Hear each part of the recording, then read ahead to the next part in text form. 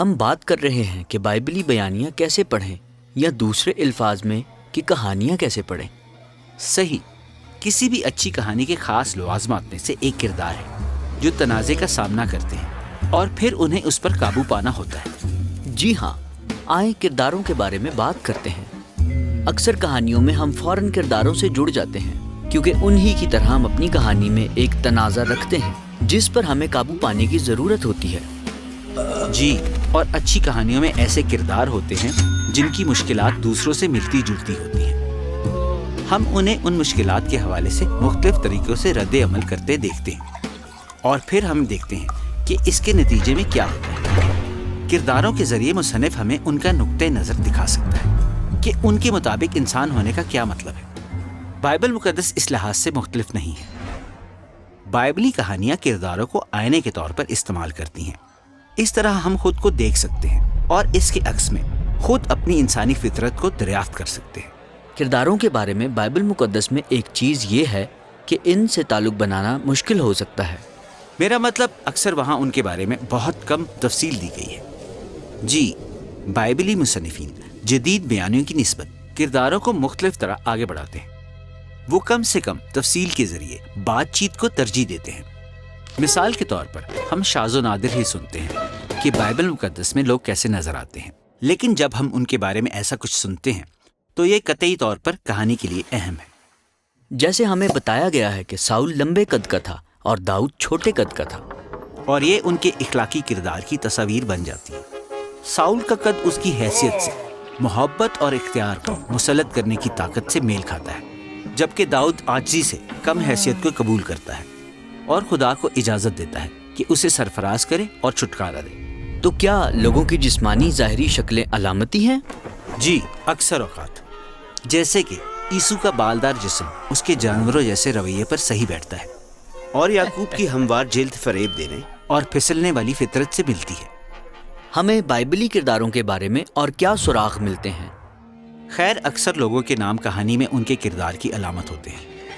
عبرانی زبان میں جیسے ابراہیم قوموں کا باپ، یعقوب کا مطلب دھوکہ دینے والا، اور روت کا مطلب تازگی ہے، اور ساؤل کے نام کا مطلب مانگا ہوا، وہ ناقص بادشاہ جس کے لیے لوگوں نے درخواست کی۔ لہٰذا اس تمام معنی کو بہت کم تفصیل کے ساتھ باندھ کر بائبل کی کہانیاں تھوڑی سی جگہ میں بہت کچھ کر سکتی ہیں، اور یہاں تک کہ وہ ایسی چیزیں بھی چھوڑ دیتے ہیں جو جدید قارئین ان کے کردار کے بارے میں جاننا چاہتے ہیں، جیسے کہ شاذ و نادر اس سب سے باہر آتے ہیں اور ہمیں لوگوں کی سوچوں اور محرکات کے بارے میں بتاتے ہیں۔ صحیح، جیسا کہ جب موسیٰ نے دیکھا کہ ایک مصری ایک اسرائیلی کو مار رہا ہے، اس نے اس جگہ پر اسے قتل کر دیا۔ لیکن کیوں؟ کیا یہ راست بازی کا غصہ تھا یا وہ اپنی شائستگی کھو بیٹھا تھا؟ اور جو کچھ اس نے کیا، کیا وہ خدا کی نظر میں درست تھا؟ جی، ہمیں نہیں بتایا گیا، کیونکہ بائبلی مصنفین عام طور پر اخلاقی تفسیر کرنے سے گریز کرتے ہیں۔ اس کی بجائے وہ شخصیات کے الفاظ اور اعمال سے ان کے محرکات کو ظاہر کرتے ہیں اور پھر ہم پر چھوڑ دیتے ہیں کہ نتائج کو دیکھتے ہوئے ہم ان کے رویوں کو پرکھیں۔ لہٰذا موسیٰ کے معاملے میں یہ قتل اس کے غصے کے ایک نمونے کا آغاز ہے، جہاں اس کا غصہ اس پر غالب آ جاتا ہے اور برے نتائج سامنے آتے ہیں۔ یہ انتخاب اسے بھاگنے اور بیابان میں 40 سال تک چھپنے کے لیے مجبور کرتا ہے۔ بس یہ ایک بری چیز تھی، لیکن وہ وہاں اپنی بیوی سے ملتا ہے۔ کیا یہ اچھی بات ہے؟ بالکل، یہ آپ کو سوچنے پر مجبور کرتا ہے۔ ان تمام طریقہ کار کے ذریعے بائبلی مورخ اپنی کہانیوں کو استوار اور یادگار لیکن مشغول بھی رکھتے ہیں۔ لیکن واقعی کیا موسیٰ اچھا شخص تھا یا برا؟ صحیح، ان معیاری کہانیوں میں ہمیشہ ایک اچھا اور ایک برا شخص ہوتا ہے۔ کچھ قابل ستائش سورما ہمیشہ کسی بھیانک مخالف کا مقابلہ کرتے ہیں۔ فی الحقیقت اور سادہ کردار جس میں اچھائی یا برائی جیسی کوئی چیز ہوتی ہے، بچوں کو سکھانے کے لیے مددگار ہوتے ہیں۔ لیکن بائبل مقدس بچوں کی کتاب نہیں ہے۔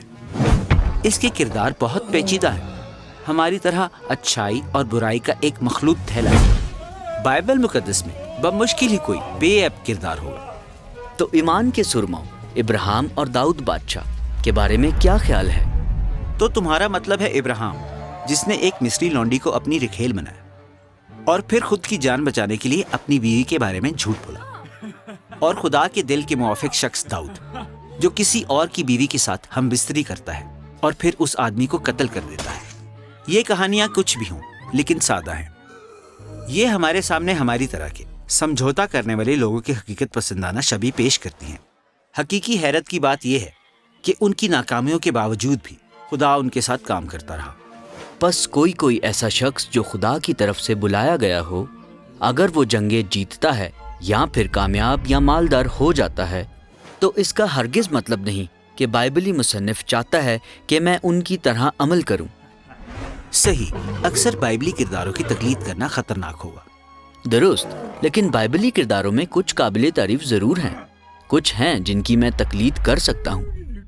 بالکل، توجہ دیں اور آپ دیکھیں گے کہ اکثر بائبلی کہانیاں کچھ لمحات کو نمایاں کرتی ہیں، یعنی جب وہ کردار ناکام ہوئے اور خود اپنے انجام تک پہنچے تو پھر انہوں نے خدا کے فضل اور حکمت پر پورا بھروسہ کرنے کا انتخاب کیا۔